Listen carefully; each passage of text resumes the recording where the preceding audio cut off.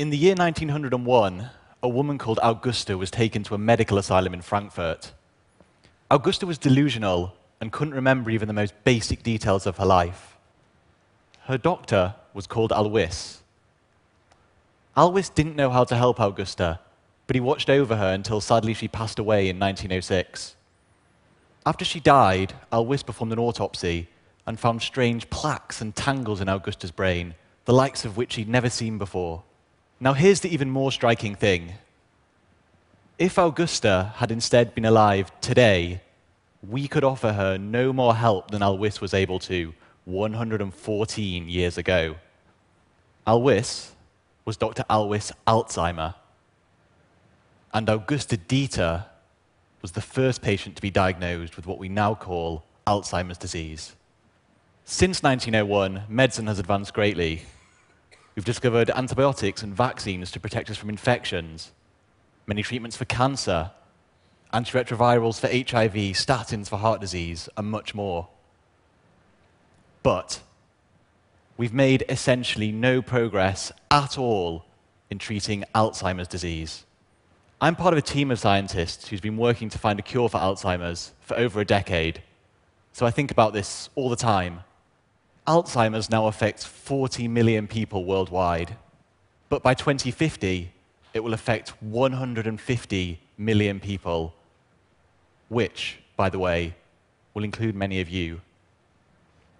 If you're hoping to live to be 85 or older, your chances of getting Alzheimer's will be almost 1 in 2. In other words, odds are you'll spend your golden years either suffering from Alzheimer's or helping to look after a friend or loved one with Alzheimer's. Already in the United States alone, Alzheimer's care costs $200 billion every year. 1 out of every 5 Medicare dollars gets spent on Alzheimer's. It is today the most expensive disease, and costs are projected to increase 5-fold by 2050 as the baby boomer generation ages. It may surprise you that, put simply, Alzheimer's is one of the biggest medical and social challenges of our generation, but we've done relatively little to address it. Today, of the top 10 causes of death worldwide, Alzheimer's is the only one we cannot prevent, cure, or even slow down. We understand less about the science of Alzheimer's than other diseases because we've invested less time and money into researching it. The US government spends 10 times more every year on cancer research than on Alzheimer's, despite the fact that Alzheimer's costs us more and causes a similar number of deaths each year as cancer. But the lack of resources stems from a more fundamental cause, a lack of awareness. Because here's what few people know, but everyone should. Alzheimer's is a disease, and we can cure it. For most of the past 114 years, everyone, including scientists, mistakenly confused Alzheimer's with aging. We thought that becoming senile was a normal and inevitable part of getting old. But we only have to look at a picture of a healthy age brain compared to the brain of an Alzheimer's patient to see the real physical damage caused by this disease. As well as triggering severe loss of memory and mental abilities, the damage to the brain caused by Alzheimer's significantly reduces life expectancy and is always fatal. Remember Dr. Alzheimer found strange plaques and tangles in Augusta's brain a century ago? For almost a century, we didn't know much about these. Today, we know they're made from protein molecules.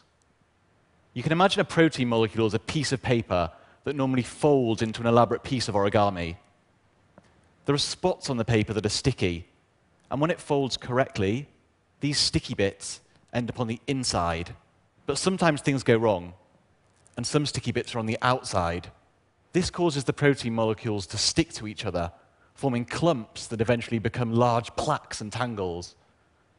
That's what we see in the brains of Alzheimer's patients. We've spent the past 10 years at the University of Cambridge trying to understand how this malfunction works. There are many steps, and identifying which step to try to block is complex, like diffusing a bomb. Cutting one wire might do nothing. Cutting others might make the bomb explode. We have to find the right step to block, and then create a drug that does it. Until recently, we've for the most part been cutting wires and hoping for the best. But now we've gathered together a diverse group of people: medics, biologists, geneticists, chemists, physicists, engineers, and mathematicians. And together, we've managed to identify a critical step in the process, and are now testing a new class of drugs which should specifically block this step and stop the disease. Now let me show you some of our latest results.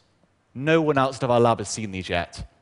Let's look at some videos of what happened when we tested these new drugs in worms. So these are healthy worms, and you can see they're moving around normally.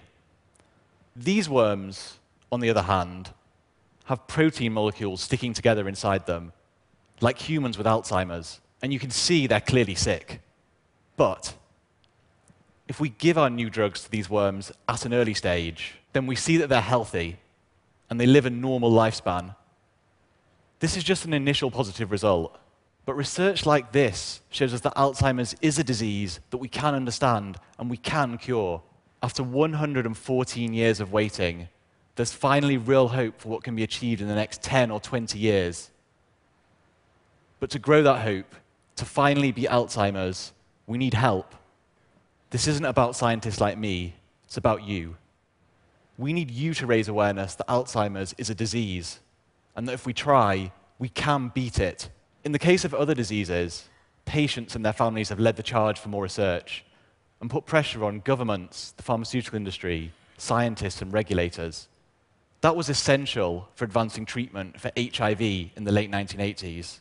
Today, we see that same drive to beat cancer.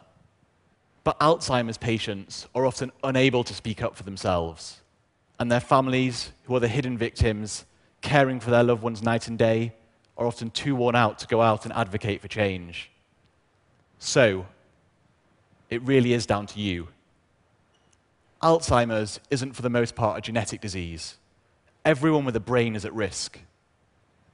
Today, there are 40 million patients like Augusta who can't create the change they need for themselves. Help speak up for them, and help demand a cure. Thank you.